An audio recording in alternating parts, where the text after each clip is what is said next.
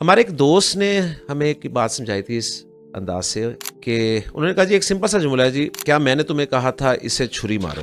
کیا میں نے تمہیں کہا تھا اسے چھری مارو؟ اب یہ ایک جملہ ہے، لکھا ہوا ہے، اب کہنے والا کس لفظ پر زور دے رہا ہے یہ دیکھیں میں آپ کے سامنے سے بیان کرتا ہوں۔ سوال تو ہے یہ کہ جی کیا میں نے تمہیں کہا تھا اسے چھری مارو، اب میں زور دیتا ہوں، میں کہتا ہوں جی کیا میں نے تمہیں کہا تھا اسے چھری مارو؟ اب اس کا مطلب بالکل مختلف ہے کہ میں نے نہیں کہا تھا، میں نے تو کہا ہی نہیں تھا۔ اب میں اس کو دوسرے انداز سے بولتا ہوں آپ کے سامنے، کیا میں نے تمہیں کہا تھا اسے چھری مارو؟ اب اس کا مطلب بالکل مختلف ہے، کیا میں نے تمہیں کہا تھا اسے چھری مارو؟